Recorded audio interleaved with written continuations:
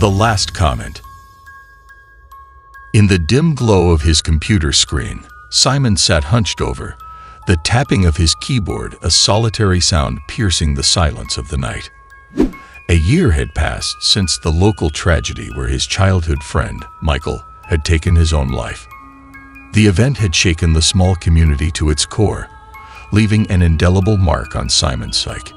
It was during one of his late-night Reddit sessions, scrolling through an old thread they'd both frequented, that Simon's breath caught in his throat. A reply pinged up, a simple, "Do you miss me?" Nothing out of the ordinary, except it was from Michael's account. The blood in Simon's veins turned to ice as he stared at the message.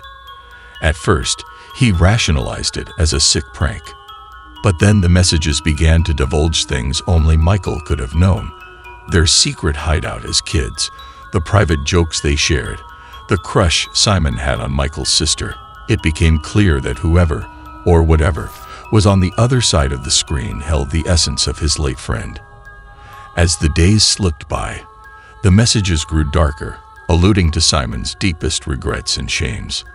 He became obsessed, his world shrinking to the confines of his screen-lit room, the constant ding of notifications his only companion. Unbeknownst to Simon, his own account began to mirror the sinister activity. His friends and family received messages, each more disturbing than the last, divulging their secrets, stoking fears, and driving wedges. But Simon was unaware, his time and thoughts consumed by the digital specter of Michael. One stormy night, as Simon engaged in yet another haunting conversation, his fingers moved with frenetic energy, but his mind began to fog. He felt a chilling disconnect between his thoughts and the words appearing on the screen. That's when the horrifying truth dawned on him. He was no longer the one typing. The words on the screen were not his own, and yet they flowed seamlessly from his fingertips. In terror, he tried to pull away, but his body was no longer under his control. His phone buzzed incessantly with messages from distressed friends asking him to stop the torment, but Simon was powerless, a marionette with Michael's vengeful spirit as the puppeteer. The spirit had crossed from the realm of the dead, through the digital ether, into him. Each message typed out was a nail in the coffin of his relationships, a slice through the threads connecting him to the real world. Simon was isolated, ensnared in a web of Michael's making, a punishment for a betrayal only Michael knew Simon had committed. As days turned into weeks, Simon's physical form withered, his essence consumed by the digital haunting. His last hope was to sever the connection he had so carelessly opened. But with every ounce of his willpower fading and his body betraying him, all he could do was watch his own hands, typing out messages to loved ones, messages that would drive them away forever. In the end, Simon was left as nothing more than an empty vessel, his spirit intertwined with Michael's in the depths of the internet, a warning tale of a digital curse born from beyond the grave, a story whispered in hushed tones across the very forum that had been the origin of his doom. 404. User not found. Under the sallow flicker of the bedroom's lone light bulb, Alex's fingers danced across the keyboard in rhythmic taps, the night's silence enveloping them like a shroud. The Reddit icon, an inviting beacon in the dark, called to their insatiable curiosity for the unexplained and the macabre. They clicked on a thread labeled Internet's Unsolved Mysteries that promised those who ventured a glimpse into cyberspace's deepest secrets. A comment snagged Alex's attention, its words curling around a link like tendrils, beckoning them closer. A promise of truths unspoken, of knowledge uncharted. The cursor, a hesitant digital sentinel, finally succumbed, and with a decisive click, the screen convulsed. In an instant, the familiar front page of Reddit was gone, replaced by a twisted visage of its former self. The layout was distorted, like a reflection in a carnival mirror, and the color scheme bold into grayscale, with text flickering in and out of existence. Alex felt a chill creep up their spine as the temperature in the room seemed to plummet with the change on their screen. Each subreddit they clicked was an echo chamber of the last whispers of accounts long abandoned.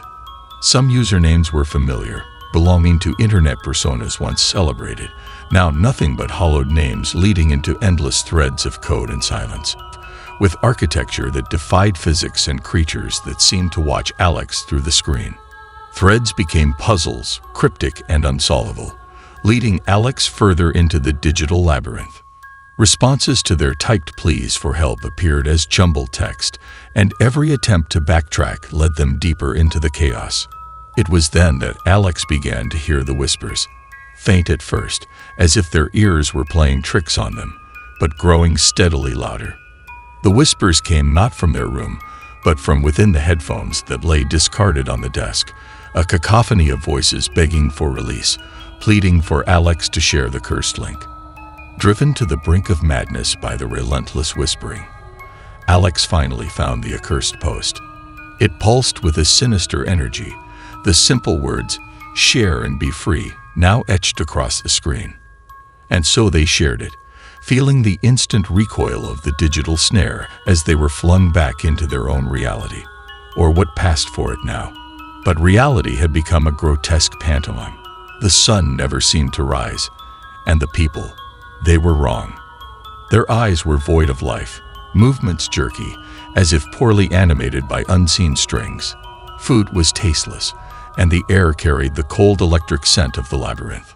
And every night at 3 a.m., as if compelled by a force beyond their control, Alex would sit before the computer, the screen coming to life on its own. Their fingers would type, and the cursed link would be sent to another unsuspecting soul, a new victim for the labyrinth. The whispering never ceased. It was there in the false light of day and in the depths of the night, a constant reminder of the prison Alex had built around themselves, one click at a time. With each night and each share, a piece of their humanity seeped away into the keyboard, into the screen, until what was left was nothing but a shell, a conduit for the whispers and the will of the labyrinth. Alex had become a ghost in the machine, the keeper of the link, their once vibrant life reduced to a chilling loop in the haunted annals of Reddit's darkest corner. Whispers of the digital grave. In the twilight of an ordinary evening, Alex's screen flickered with the notification of a Reddit reply. The glow cast ominous shadows across the room as he read the message, a harmless query about an old video game. But the account replying belonged to Jamie, a friend who had died just weeks before. Puzzlement turned to dread as subsequent replies trickled in, each at midnight, revealing secrets that only Jamie could know. Hidden affections, concealed regrets, the darkest of private confessions. It was a digital seance unasked for, and Alex was the medium. Each secret unfurled a thread of Jamie's past, a tapestry of a life interrupted, with Alex ensnared in its weft.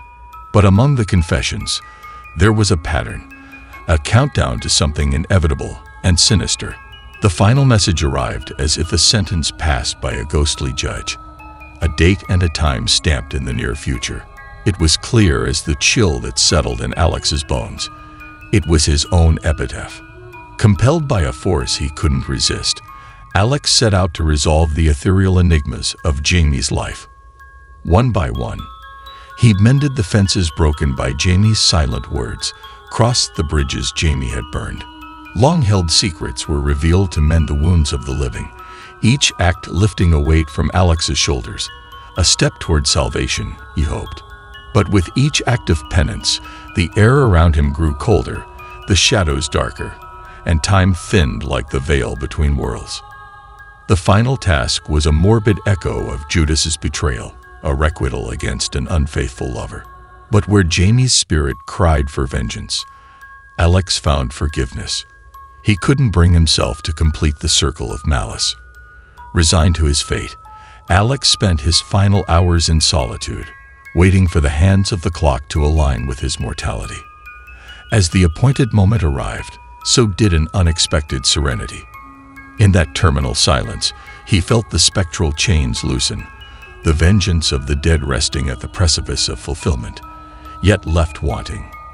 When they found him, there was no sign of struggle, no mark of the spectral on his still form. Alex lay peaceful as if the very essence of his life had been a mere whisper, a story told in the quiet hours of the night. now ended. In his stillness was the resolution of the cycle of vengeance that the digital specter had sought to perpetuate. With Alex's final breath, the shadow of Jamie's unfinished business dissipated into nothing more than an anecdote of the past, a cautionary tale of the threads we leave untied in death's wake.